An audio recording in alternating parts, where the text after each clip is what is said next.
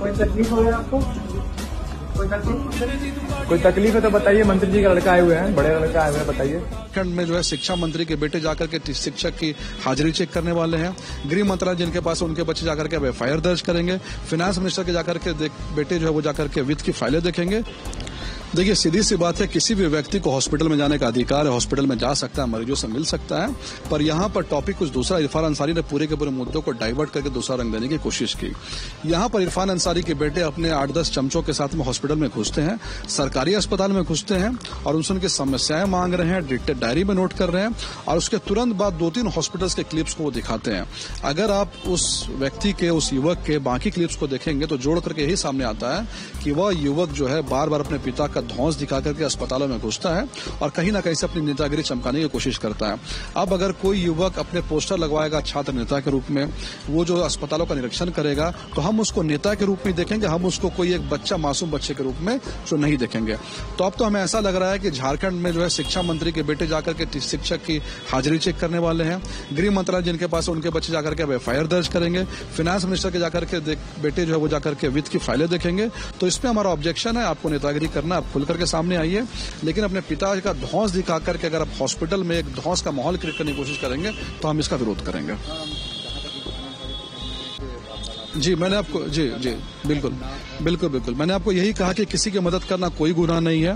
लेकिन अगर आप पूरे क्लिप्स को देखेंगे तो सबसे पहले उस क्लिप में दिखाया जाता है कि वो जो युवक है वो मरीजों से उनकी बात सुन रहा है, एक डायरी में नोट करवा रहा है। दूसरा, तुरंत से किसी और हॉस्पिटल का भी क्लिप लगाता है और तीसरा, अपने छात्र नेता के पोस्टर को वहां पर वो लहराता है। इन तीनों चीजों को जोड़ करके आप देखेंगे तो जो शिक्षक से मिलने वाला क्लिप है वो दूर दूर तक नजर नहीं आ रहा है और बात सिर्फ रिम्स की नहीं है, उसका दौरा और किसी हॉस्पिटल्स में है।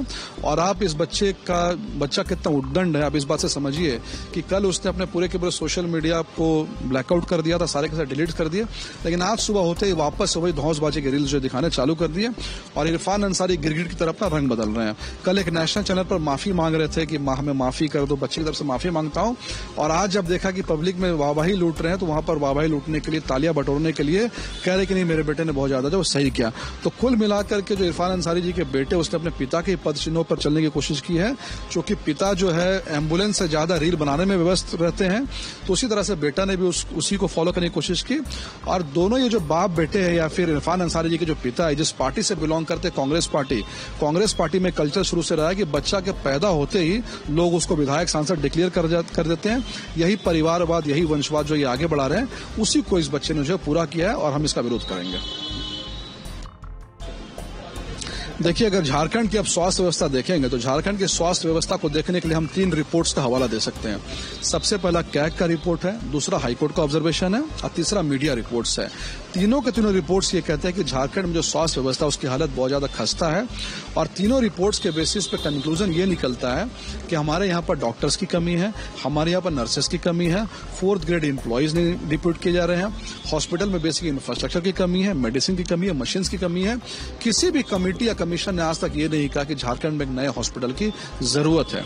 लेकिन इरफान अंसारी जी ने पूरे के पूरे झारखंड के स्वास्थ्य व्यवस्था के पब्लिक डिबेट को एक बिल्डिंग बनाने की तरफ मोड़ दिया है। उन्हें सीखना चाहिए नरेंद्र मोदी जी से। नरेंद्र मोदी जी भी चाहते तो दिल्ली के एम्स को जो है 4 गुना कर सकते थे, लेकिन उन्होंने चीजों को डिसेंट्रलाइज किया, उन्होंने पूरे के पूरे भारत में एम्स को बनाया।